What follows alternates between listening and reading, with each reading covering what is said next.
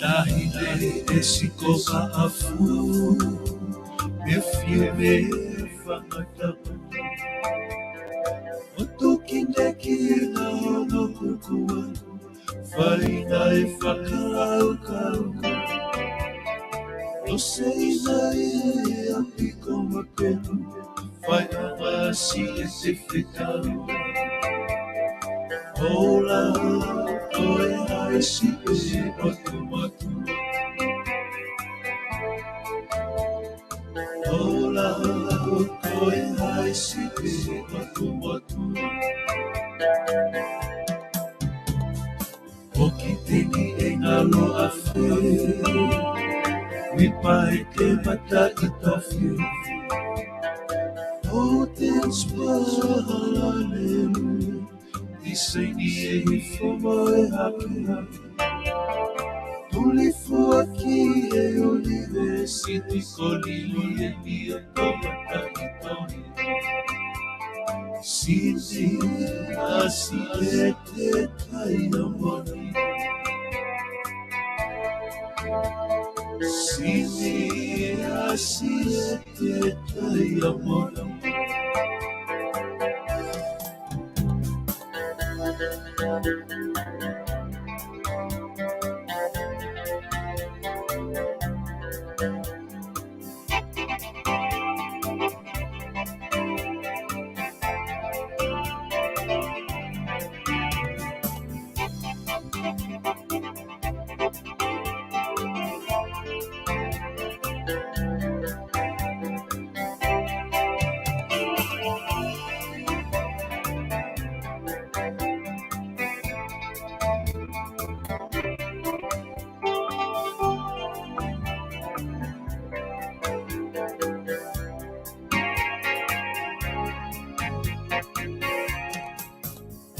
Teni e ngalo a whee Wipa e te mata I tofi Ko te spare Di sei ni e hifomo e hake Tuli fuaki e olive Siti kolili e ni o tomata I tohi Siti asi e te tai amoni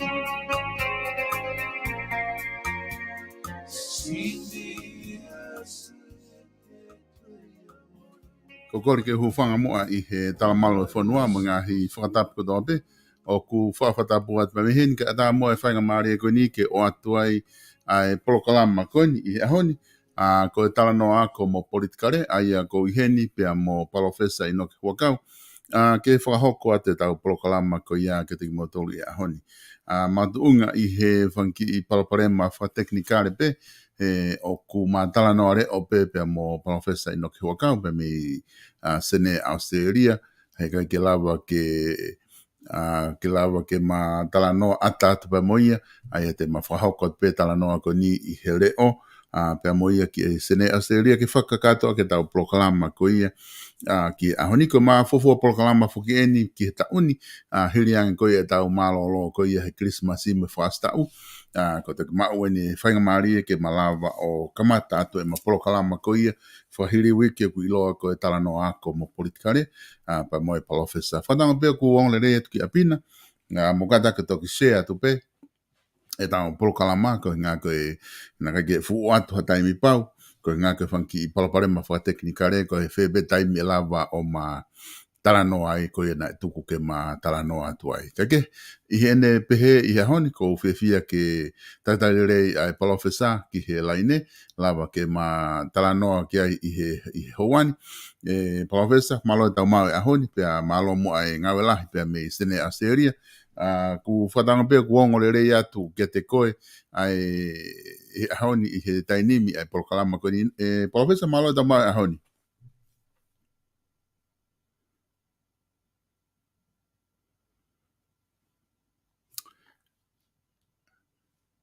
Ai, inoke?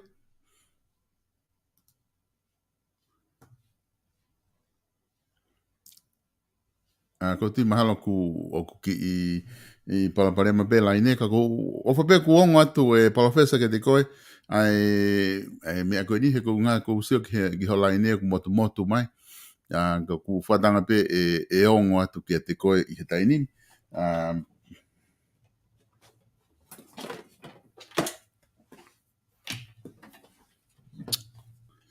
e kai o ku kei mate mai pe ai laine ko ia o e palofesa ka te ki vakai e foi laine da ki ulava o sio ke pe lama o mafitu taki ai.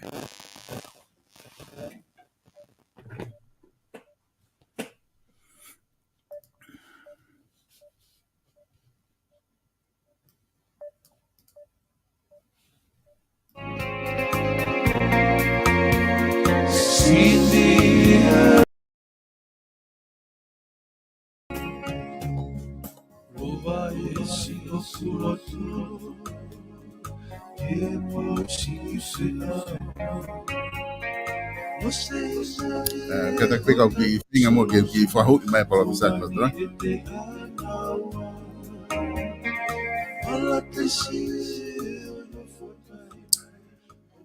No ke ku ongo tu ke te koe.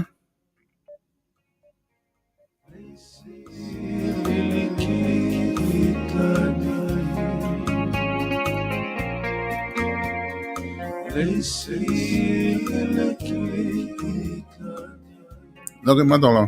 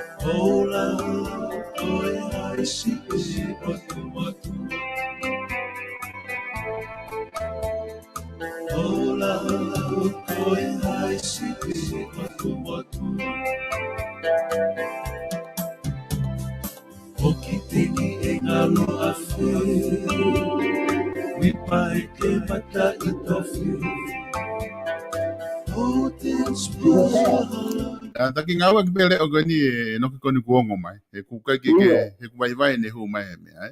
Ka kona ku ta lo tonga I he live be dai ni. Ka ku kata ki hua pe ke hoko to ai kona ku ke la po fanongo mai. Ia, kona ku la po fanongo mai.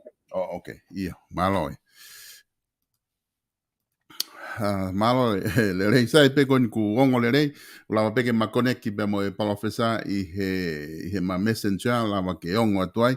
Ai tala no mu toki fai longa mai pe ka pau ko ke ongo atu tala no me te mau ka ko tu be I dai nimi o kuma lava pe ke ma ongo lo atu ke te mo tol. Hanga ko na aku fatala no ke ani nai.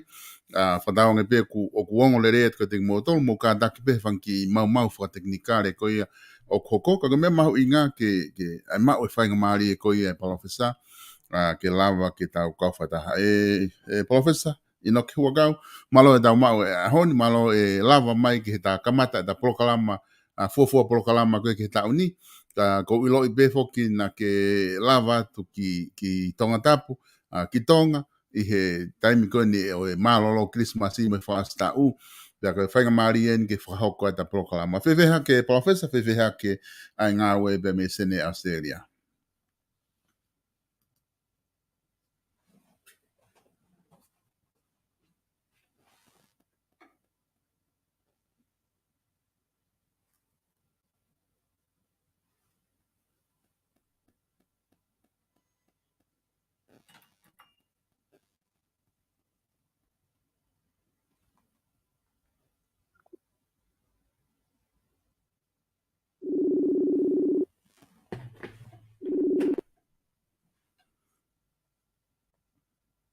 Nake?